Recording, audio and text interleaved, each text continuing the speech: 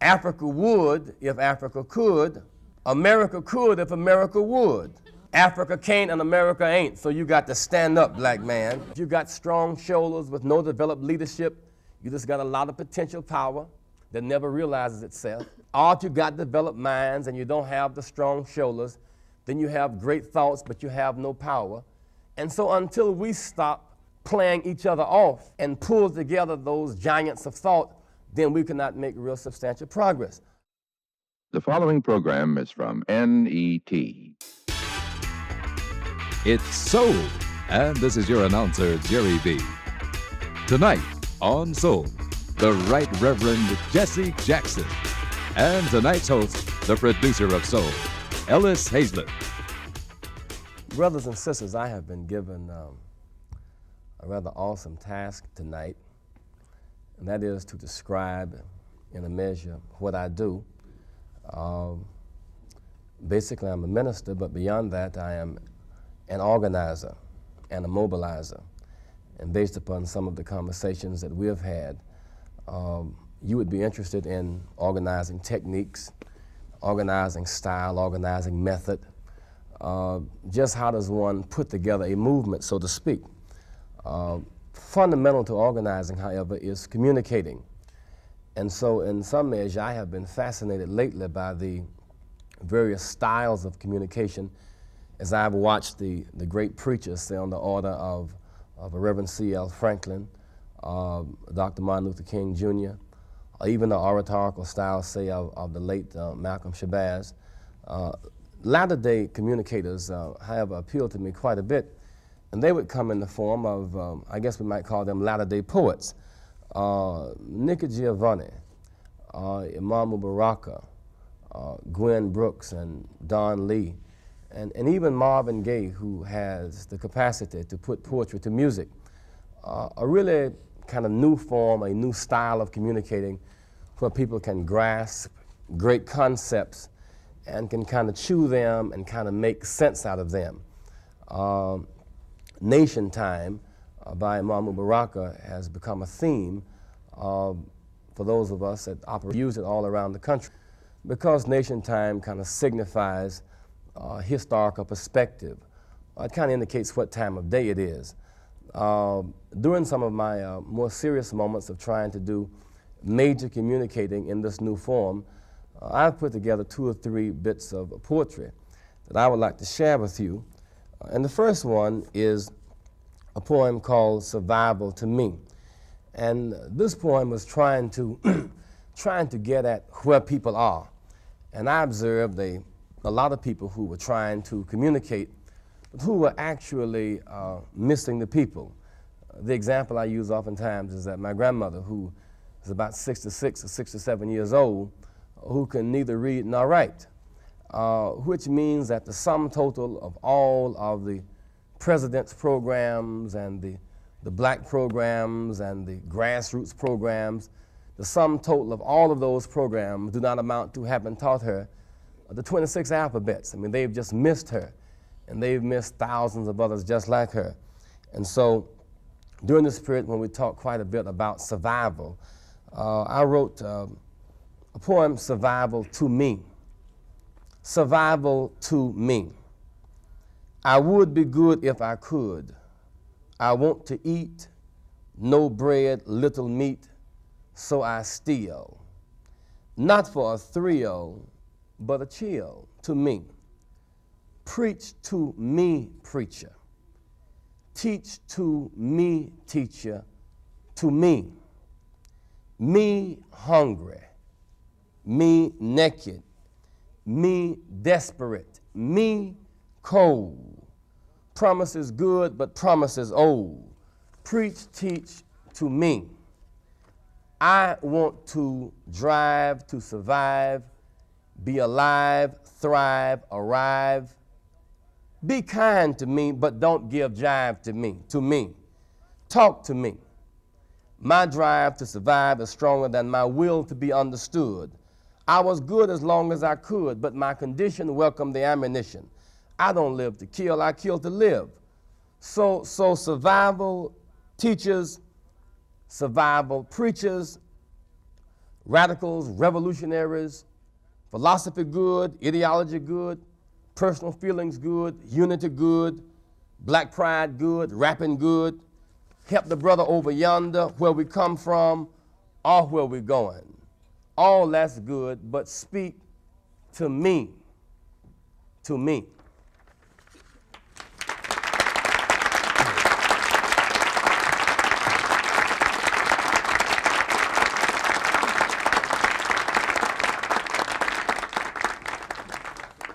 Thank you very much. Another one quite fundamental to that we run into in organizing is it's very difficult for groups to stay together. And basically when people come together around the cause, you find people who are willing to be involved. That is significant. And oftentimes you find a high level of intelligence. But oftentimes the real breakdown in group organization is integrity, where people do not have their agendas on the table. And when worse comes to worse, as they say, when the crossfire comes, they disintegrate because people fundamentally tell lies to each other. And so having experienced one night a major meeting where a lot of deception was going on, and because of that deception and people not fundamentally organizing around truth, I wrote a poem dealing really with why lie? Lies, why lie? We say we love each other and trust each other and respect each other. We don't. We can if we try, but why lie? We raise our heroes when they are dead and lower them when they are alive. Painful, but it's true. Deny this? Why lie? We say we know our enemy and mad at the man. But who do we insult and embarrass and deceive and put in a can? Why lie? We say we go to school to get the best possible education, but avoid real challenge and even cheat just to get our own little station. Cold, but it's true. Why lie? Lie is bad cause it ain't the truth. Lie is bad cause it hides the truth. Lie is bad cause it ain't receptive to the truth. Lie is bad cause it is the enemy of the truth. Lie is bad cause it ain't what you know. Lie is bad cause it ain't where you need to go. Lie won't heal the sick. Lie won't help the poor. Lie cause war, cause damage, cause death. Lie is the tool of the rich to keep the poor in a ditch. Lie call up down, down up. Black ugly, good evil, evil good, war peace, peace war, lies. The truth set you free, lie make you bound. When you could be up, lies got you down. Why not jail without bail for the bearer of the lie bug, to keep the people under a rug? Die, lie, lie, die. Why lie?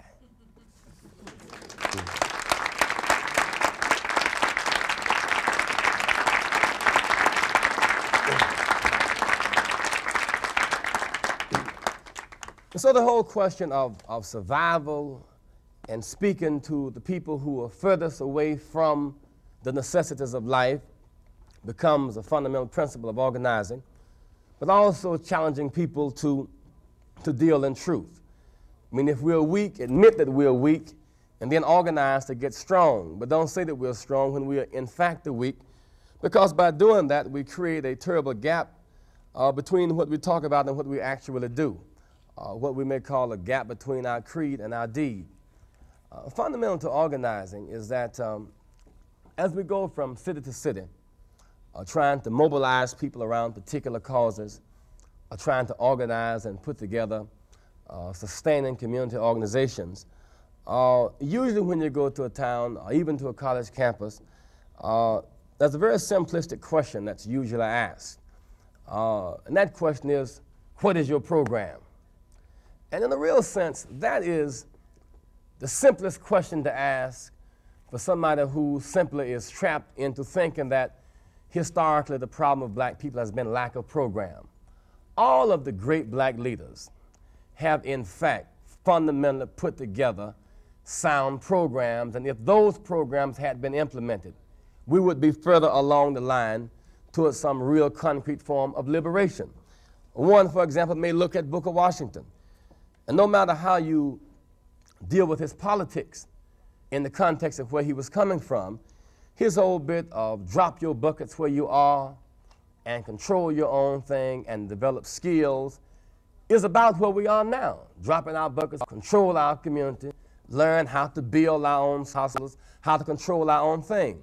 Out of his philosophy and notion came the development of Tuskegee Institute, Hampton Institute, where we fundamentally now get our basic black architects and engineers, for a long time our black doctors and black pilots, basically because in his mind, his dream was a program that dealt with right now skills.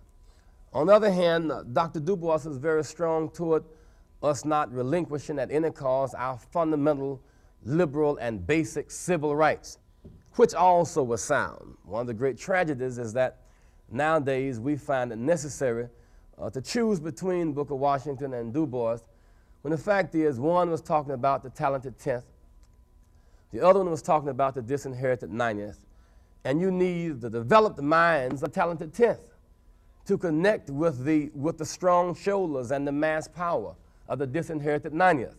If you've got strong shoulders with no developed leadership, you just got a lot of potential power that never realizes itself. Or if you got developed minds and you don't have the strong shoulders, then you have great thoughts, but you have no power. And so until we stop playing each other off and pull together those giants of thought, then we cannot make real substantial progress. When Dr. King talks about an economic bill of rights for the disadvantaged, very basic program. When he talks about the Montgomery bus boycott in Montgomery, he was addressing himself to the needs of the people, if we consider Rosa Parks' people. When we talk about Malcolm wanting to raise the question of civil rights to the level of human rights, where we begin to involve ourselves as a people in the whole world community. As a program, this is fundamentally sound. When Whitney Young talks about the domestic Marshall Plan, redeveloping black America just as Germany and Japan was developed. Or when A. Philip Randolph talks about the $100 billion freedom budget. We must appreciate the fact that all of these great black giants had good programs. And if those programs had been implemented, then much of what we're talking about now would not even occur, because most of the things that we want now are the things that they wanted 10 years ago and 20 years ago. We talk about going to the UN in 62 and 63. Paul Robeson and Du Bois and others were going there when it was first opened, like 25 years ago. And so the question becomes, why were not these programs implemented? And to that extent, one has to look at the stages of organization. The first stage is historical perspective. When we say nation time, you must realize, what time is it? In 1954, it was legal time. By 1964, it was public accommodations time. By 1965, it was civil power time, time to get our political power. Each of those movements were valid in that day, and the leaders of those movements were on target for the perspective of their day. Now it is civil economics time. We have our basic civil rights. We can go to any school in America, but we can't pay tuition. We can move in any community in America, but we can't pay the house notes. We can take an airplane and visit most any country, but have the money to pick up the ticket. And so we need money. Now, if history tells us that we are now entered into the economic era, it means that just as 10 years ago when we talked about bad and good and sin and moral and immoral, now we must talk about profit and loss, asset and liability, short-term and long-term, because we're in the economic era and our language must adjust to the very era that we're in. And so if our historical perspective is that our needs are now economic, then the second step becomes ideology. What is the idea that is penetrating every move that we make?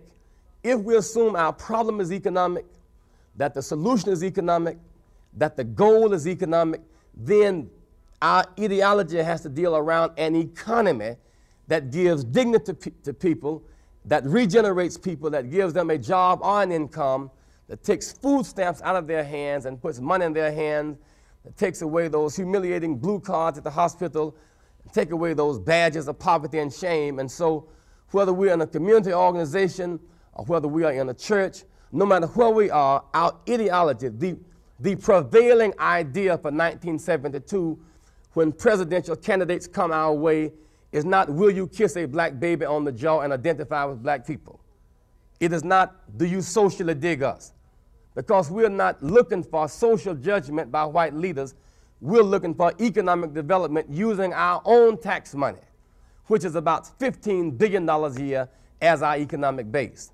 And so then that becomes, the first phase of sound organizing. And there are about five other steps in that phase leading up the program that we will deal with as soon as we come back off of this break.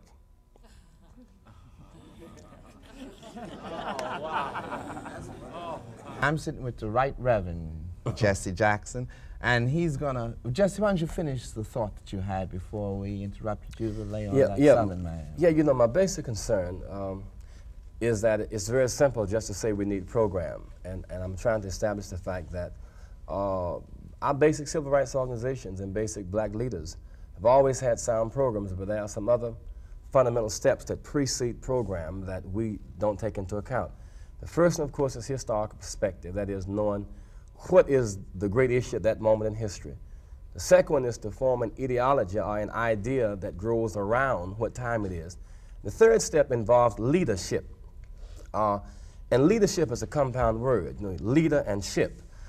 Leader may be a person with a certain vision, but ship is made up in such a way until everybody can be a plank in the ship. A lot of people can fit within the context of a great movement. There is something for everybody to do.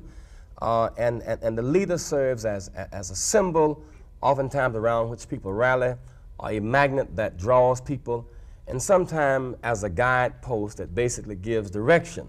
But then leader is closely connected with ship, so if something happens to leader, then even the gangplank of the ship can rise up, and the movement keeps going, and the movement does not sink. And so that is basic fundamental organizing. But the first job of the leader is to bring in the next step, which is unity.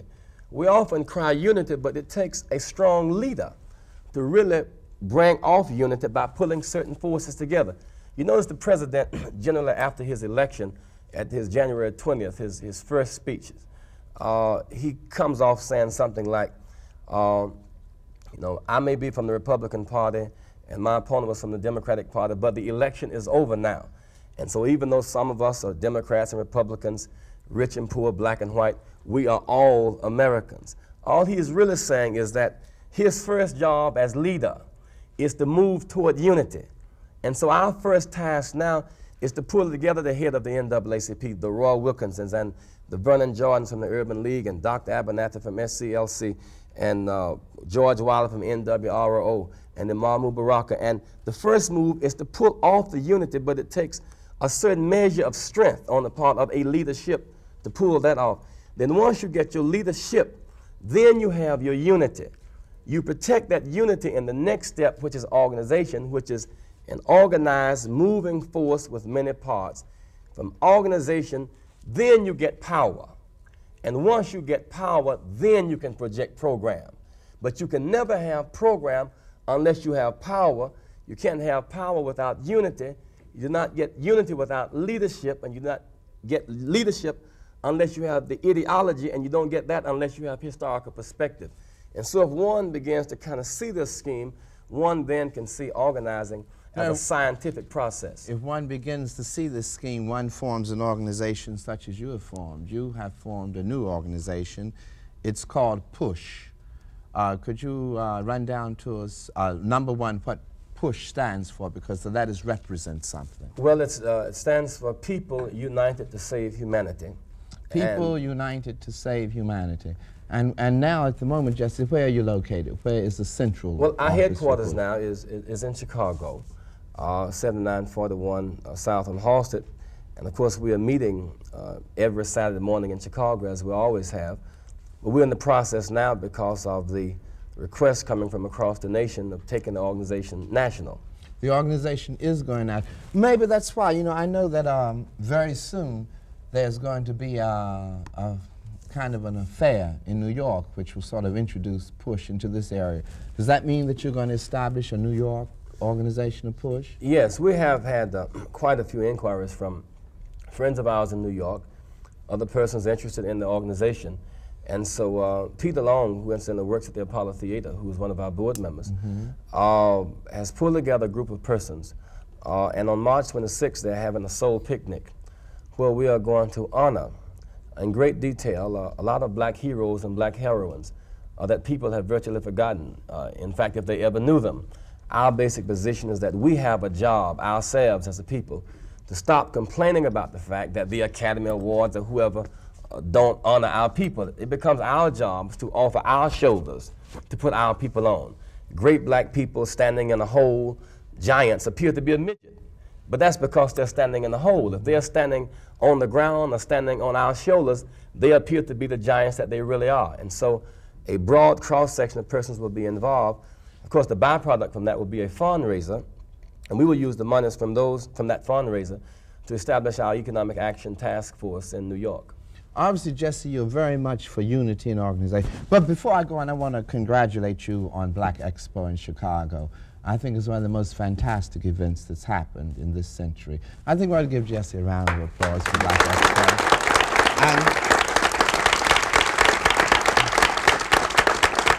And I think pulling that off, and at the same time finding the time to write poetry. And there's a poem read to us later that I really like, and I left it in the control room. So if Rosin will get it out here to me, we'll be ready for Jesse to read it in time. And but you are very much for organizing and unity. How do you see PUSH fitting in, or you know, is it going to fill a void that we now have with the other organizations that they aren't taking care of this aspect of moving on that you will come in with? Well, I can't, you know, I think other organizations are working very hard, except that the task is so great.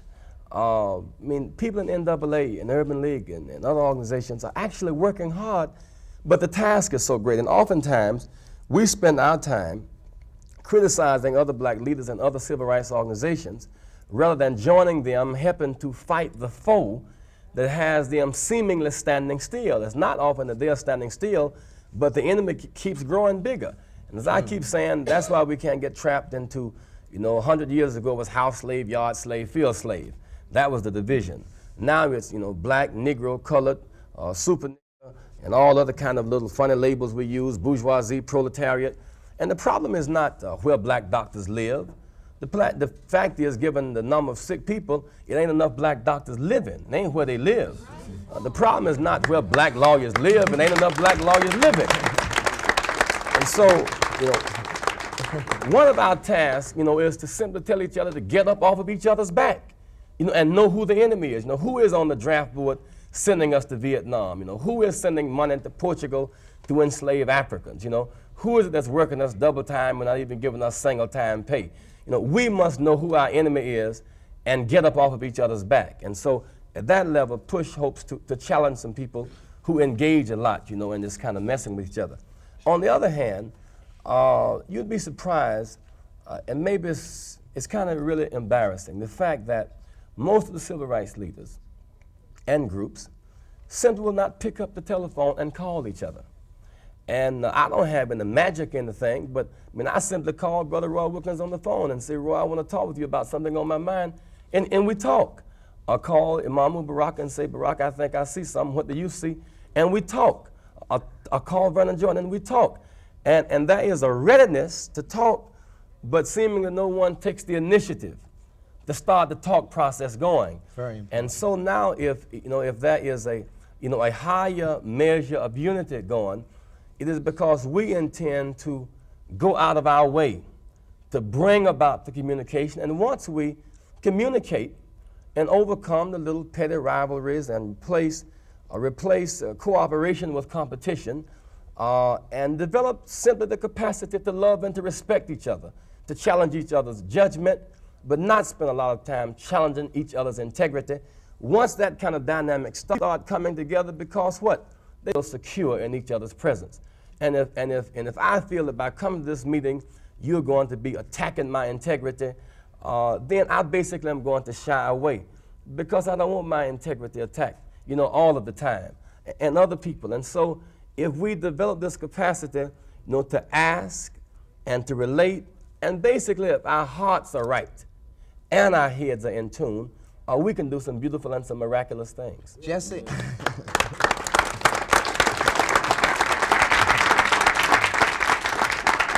Jesse, I don't know if you can tell me very briefly, but I'm glad your grandmother couldn't read or write, because obviously you had to rap a lot. Because you sure are running You know, down there. interesting enough, when I went to seminary, they taught a lot of long, funny terms. And in the Baptist church, you see, when you preach on Sunday, in some churches they have a fixed fee they give you.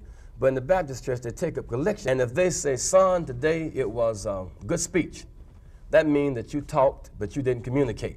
And it is reflected in the collection. See? But if they say, son, you preached, that means you communicated. And that's reflected also. Okay. So when I started preaching, I had a wife and 2 children, and I didn't have much choice but to learn how to communicate. Well, you said It was a survival situation. why don't you lay this on a stand-up black man? Has something to do with challenging our people to stop using a lot of escapism and stand up and start fighting right where you are. Stand up, black man. Stand up, black man. I know you're tired of being told stand up because you start late but expected to finish first. But these are the odds. Stand up or draw up. Everybody will pity us, but few will help us, either because of lack of desire or lack of fire. But these are the odds. Africa would if Africa could. America could if America would. Africa can't and America ain't, so you got to stand up, black man. Do to our minds what we did to our backs. Exercise them so they can grow strong. Keep on suffering and grunting and lifting loads. But grunt and suffer for your own children, not his. Lift your own load. Stand up, black man. Looking down to the ground, sunshine gets you, but you don't get the sunshine. We thought the black woman was ugly because we was blind behind. Her face reflected dirty dishwater. She wasn't ugly, the water was dirty. But we was blind behind. And with the man on your back, he get the sunshine, you don't even get the shade, just his shadow. So stand up. If you stand up, he'll fall off your back. He can't eat off of an upright table. Try it. Whether you agree with me or not, you can't keep laying there. Our backs just ain't able. Stand up, black man. Stand up.